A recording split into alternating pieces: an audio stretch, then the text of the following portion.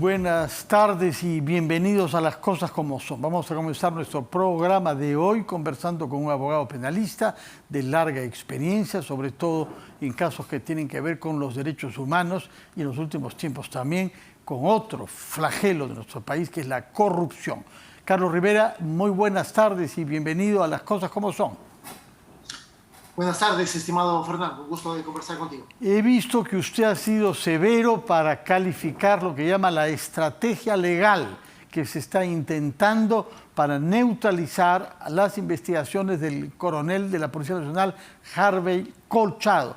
Ha dicho incluso que se trata de una estrategia ridícula y suicida. Explíquenos por qué ridícula y por qué suicida, por favor. A ver, primero, capaz el término suicida vale una explicación, ¿no es cierto? Sí. Como el otro también. Digo suicida porque en realidad me parece, Fernando, que en las últimas semanas se ha ido sumando una tras otra circunstancia en la que lo único evidente que se trasluce es que hay un intento, diría hasta cierto punto desesperado, del presidente de la República y su defensa legal de entorpecer el curso de las investigaciones. El presidente de la República es un personaje que tiene una protección constitucional y contra él no podría pedirse en este momento un impedimento de salida, una prisión preventiva, pero actos como el de la casi persecución contra el coronel Colchado no caben sino calificarlos como actos de un intento serio y además desde el poder de entorpecimiento de la actividad probatoria y de la actividad de la investigación del Ministerio Público. No es simplemente el encono contra un oficial de la policía.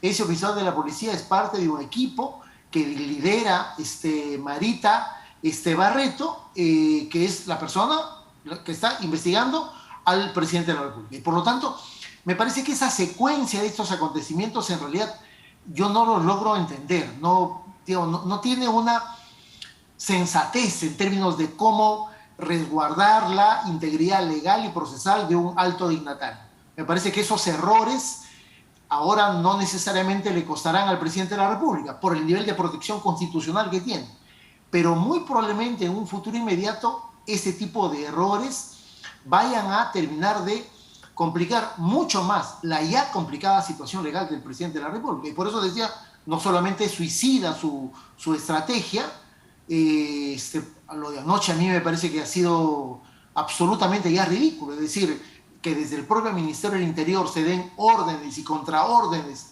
casi o pasada la medianoche para sacar a ese personaje que pareciera que le quita el sueño al presidente de la República, me parece que ya es la superación de un límite que en realidad yo no había visto antes en un caso de la importancia que debe tener un proceso seguido contra un jefe de Estado.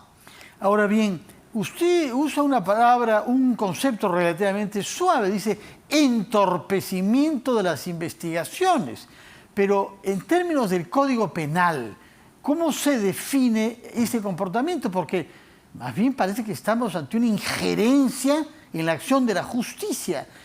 Técnicamente, ¿cuál es el delito que corresponde para calificar ese comportamiento? Bueno, efectivamente el Código Procesal Penal habla de actos de perturbación de la actividad probatoria, ¿no? Eso es lo que está haciendo. En realidad, Castillo, el presidente, ya está siendo investigado por delitos de corrupción, de organización criminal inclusive. Y claro, lo que hay que verificar es, como se suele decir, la lealtad del investigado con el curso de la investigación. El investigado tiene derecho a defenderse, de eso no hay ninguna duda y en realidad nadie quiere poner en tela de juicio esa circunstancia. El asunto es bajo qué reglas y bajo qué tipo de estrategia tú puedes defender a cualquier persona y de manera especial al presidente de la República, que es un funcionario el más alto del rango público que está en ejercicio. Creo que lo que agrava las circunstancias es de que es desde el ejercicio del poder que se pretende perturbar el curso de la investigación que se sigue contra el presidente de la República. Eso es particularmente grave. En cualquier otra circunstancia, Fernando, probablemente esa persona que intentaría sacar al funcionario o al policía que está desarrollando las indagaciones sobre su persona tendría por lo menos un pedido de impedimento de salida y si no un pedido de prisión preventiva. En el caso del presidente de la República eso hasta ahora no se puede o no se ha intentado hacer, ¿no es cierto?, por el nivel de protección constitucional. Pero Sin duda alguna, pero eso en algún momento técnicamente, va a ¿cuál tener es que el ser valorado. funcionario responsable de ese acto?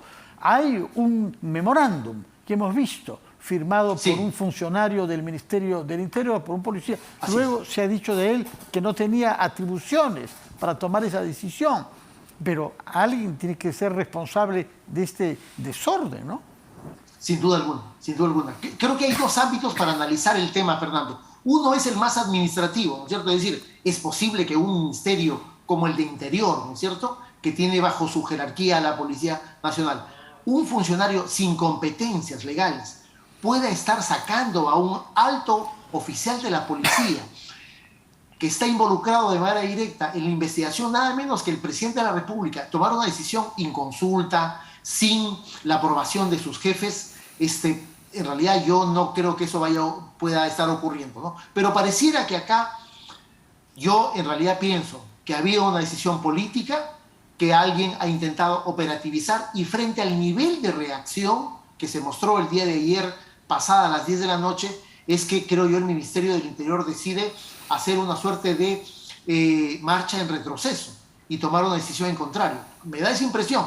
Digamos, no es común que los funcionarios públicos tomen decisiones inconsultas, ¿no es cierto?, sobre situaciones que no están en el ámbito de sus competencias, simplemente para favorecer de manera, digamos, individual o personal a un alto funcionario como el presidente de la República, ¿no? Ahora, cuando usted dice entorpecimiento de las investigaciones, estamos pensando en lo que se avanza para conocer la verdad sobre casos de corrupción, pero la destitución o el fin de las funciones de Harvey Colchado a la cabeza de la justamente división de búsquedas de personas significaba también que él transfiera toda la información acumulada hasta ahora a su sucesor, que curiosamente era un oficial de menor rango, un comandante, Sí. ¿no? Sí. Eso, en vista que se está tratando de hallar, de ubicar y de capturar, entre otras, al exministro Silva, que es una pieza Así es. clave y que puede ser decisiva para el resultado de esta investigación. Estamos esperando saber si es que quiere colaborar con la justicia o no, como en algún momento se dijo. Transferir la información de lo que se sabe hasta ahora podía ser sumamente grave. Eso no solamente es entorpecer, es algo peor, porque eso es hacer abortar la ubicación y la captura de alguien. Se dice, no sé si usted tiene indicios de que sea verdad, de que ya hubo un intento fallido de capturarlo en unas playas del sur, precisamente porque estaba informado de esto alguien que no debía, alguien que supo vender la información e impedir que la operación se lleve a cabo. Entonces, Sí. si lo obligan al coronel Colchado a transferir su información porque deja el puesto, pues es la información de lo que se sabe del señor Silva y de lo que se está preparando para capturarlo, ojalá que se concrete, bueno, termina no solamente obstaculizado, sino abortado totalmente, ¿no? Sí, bueno, por lo menos respecto de los otros funcionarios, ya no me refiero al presidente de la República, porque finalmente él Sí. es el investigado, ¿no es cierto? Pero si se logra identificar responsabilidades, ojo, ya no solamente administrativas, sino penales, por lo menos estamos hablando de un delito de encubrimiento personal, porque claro, se está, como tú dices, favoreciendo la evasión de la justicia, se está favoreciendo el ocultamiento de personas que están con un mandato de detención que debe ser cumplido por las autoridades públicas. Y si hay algún funcionario público que, contrario a lo que la ley le exige, está favoreciendo esa evasión de la justicia, mira, por lo menos estamos hablando acá de un delito de encubrimiento personal, ¿no? Sin duda alguna.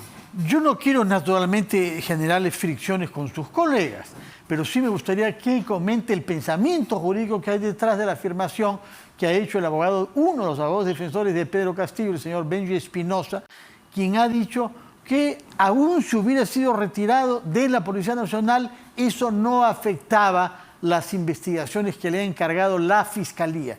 ¿Es verdad esto? No, mira, yo creo que ahí un caso de esa naturaleza no puede ser analizado y menos interpretado desde un punto de vista tan ingenuo como ese, ¿no? o pretender que la ingenuidad nos contagie a todos los que pretendemos tener una visión un poco más objetiva o crítica de procesos de investigación tan complejos como este, ¿no? ¿Pero está usted seguro que hay ingenuidad ahí? ¿Ingenuidad?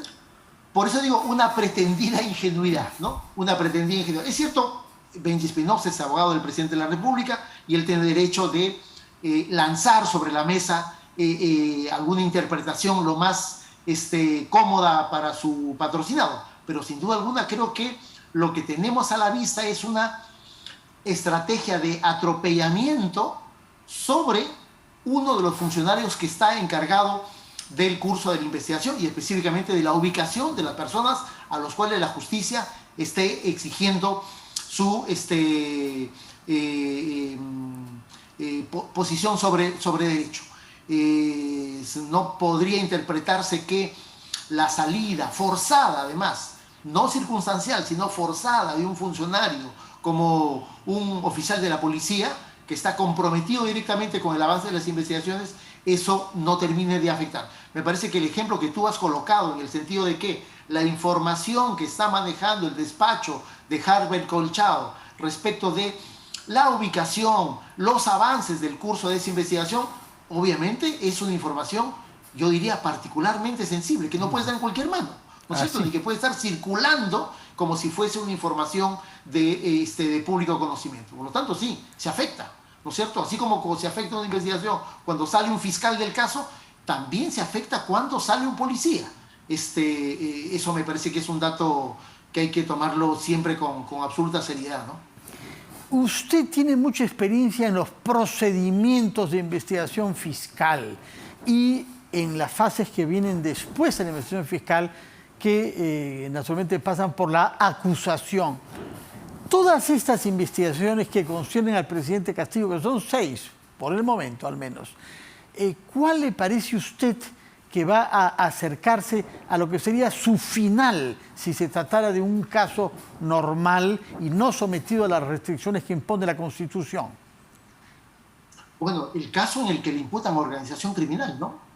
Creo que la gravedad de la imputación que ha hecho el Ministerio Público, digamos, para comenzar, no habíamos tenido en 200 años de historia ni tampoco precedentes en la región, ¿no es cierto?, en los que se impute un hecho delictivo tan grave, y yo diría además medianamente construido en términos de evidencia, contra un jefe de Estado en el ejercicio de sus funciones.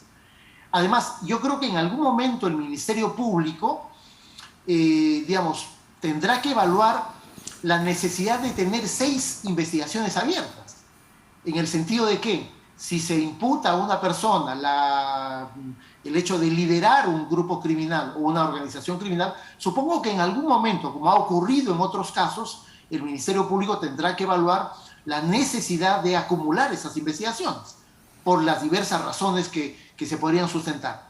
Pero me parece que este hecho, esta investigación en la que se le imputa un liderazgo de una organización criminal, probablemente pase a ser en algún momento la investigación que pase a liderar el curso de las investigaciones. Y el sentido de la acusación, que seguramente en algún momento, de hecho, el Ministerio Público, cumpliendo los plazos que la propia Constitución establece, tenga que hacer al propio Congreso de la República. No sé si a este u otro Congreso, pero creo que ese tendría que ser la estrategia correcta de intervención del Ministerio Público en los diversos hechos que vinculan en este momento al presidente de la República. ¿Cuáles son los elementos probatorios eventualmente a la mano de la Fiscalía para sostener que además de los otros delitos que se le imputan, concretos, ¿no?, los ascensos, la compra de materiales para Petroperú, Anguía, el Puente de la Ley, además de esos puntos y la tesis universitaria, hay un cargo específicamente por organización criminal? Es un concepto relativamente reciente en nuestro derecho penal, ¿no? Antes se hablaba de asociación para delinquir, que más o menos me parece era la figura precedente, pero ¿qué añade a los casos concretos de estos 5 el hecho de que se actúe bajo la modalidad de una organización criminal. Se lo pregunto tanto más que el concepto generó algunas dificultades durante el esfuerzo para extraditar a César Inostroza. Usted recordará, aprovecho para decir que no se habló más sobre César Inostroza y España no dio más explicaciones. Desde que desapareció ese señor no se sabe dónde. Pero mientras estaba siendo investigado, España objetó la aplicación a César Inostroza de la figura penal de organización criminal, que no corresponde exactamente a los términos que ellos usan, ¿no? Sí, sí, efectivamente, en el caso de Inostroza, muy brevemente, en realidad el principal cuestionamiento decía que no podía imputarse organización criminal a una sola persona. Esperaba que la imputación sea sobre un conjunto de personas sobre las cuales se pudiera hacer una distribución de roles, de funciones, de tareas y de estrategias delictivas, ¿no? Creo que en el caso del presidente Castillo, me parece que la investigación no va a enfrentar ese problema, porque en los casos del presidente Castillo se está identificando, ¿no es cierto?, de manera absolutamente concreta, no solamente hechos delictivos, delitos contra la administración pública, fundamentalmente por la condición de funcionarios que estas personas han tenido, sino un conjunto de personas que han venido cumpliendo diversos roles, que han venido cumpliendo las tareas de una división del trabajo que seguramente el Ministerio Público va a identificar como la división del trabajo propio de una organización que se va conformando permanentemente en el tiempo con la finalidad de cometer hechos de carácter delictivo. Me parece que esos elementos que ahora la jurisprudencia va exigiendo para la conformación de una imputación más consistente sobre organización criminal, me parece que en estos casos sí van apareciendo seriamente y con evidencia al costado que puedan acreditar que efectivamente eso que se pudiera sostener desde un dato jurisprudencial es un elemento de información que se puede corroborar en el curso de una investigación. Ya. Por otra parte, hay un tema, y para concluir, que ha llamado la atención, ¿no?, a los que no conocemos con detenimiento el Código Procesal Penal como usted, que es el guardar silencio ante las preguntas que la Fiscalía formula. Hemos preguntado eso en varias oportunidades a los abogados defensores, dicen, es un derecho, y no es que se haya quedado callado, es que ha ejercido el derecho a no contestar, que es quedarse callado. Pero en fin, los abogados tienen siempre fórmulas para decir que lo blanco no es blanco. Pero explíquenos, por favor, cuáles son los límites de este derecho y hasta qué punto en un momento dado no se convierte eso en una manera de no colaborar con la investigación. Sí, sí, efectivamente. En realidad, el nuevo Código Procesal Penal y antes algunas modificaciones a la anterior norma procesal, en realidad pretendieron recoger lo que era el avance de los tratados internacionales de derechos humanos, ¿no? Y en esos tratados se establece que efectivamente el derecho a guardar silencio en el curso de una investigación es un derecho fundamental de una persona. ¿Por qué es importante este derecho? Porque anteriormente los sistemas procesales penales básicamente funcionaban sobre la base de ¿qué? De la declaración del imputado, ¿no es cierto? Pero claro, ahora vivimos en modelos procesales modernos en los que se supone que cuando el Ministerio Público te imputa un hecho delictivo, es el Ministerio Público el que te lo tiene que demostrar, más allá de que tú declares o no declares en el curso de una investigación. Por lo tanto, en ese sentido, debe entenderse que es un derecho fundamental de la persona, que no necesariamente dice que no desea colaborar con la justicia, sino que esté ejerciendo ese derecho. Tanto es así, Fernando, que hay normas legales que obligan a los jueces y a los fiscales a informar esto a los investigados o procesados y recordarles que pudieran declarar o no pudieran declarar, ¿no es cierto? Ahora, creo que en el caso del presidente de la República hay un elemento ya no necesariamente normativo. El presidente ejerce un derecho constitucional y me parece correcto, pero creo yo que en el caso de una investigación que se sigue contra un presidente en ejercicio, me parece que sí hay una obligación de hacer una declaración. Más aún si es que el presidente públicamente dice que él no tiene nada que ver con los hechos por los cuales está siendo investigado. Ahí se torna una obligación más política, más moral, más ética de quien está ejerciendo el poder. De acuerdo. Eso no necesariamente lo vuelve culpable, pero frente a un análisis crítico de su relación con el proceso, me parece que sí plantea una situación sumamente incómoda para el presidente de la República, ¿no? Muchas gracias, abogado Carlos Rivera, por sus explicaciones. Recuerdo que usted trabaja desde hace bastante tiempo en el ILD, que es una organización que tiene abogados al servicio de causas que tienen que ver en general con los derechos humanos, pero no solamente. Muchas gracias y que tenga usted buenas noches. Vamos a tomar contacto telefónico con la congresista Susel Paredes, quien ha hecho una propuesta ante la Comisión de Constitución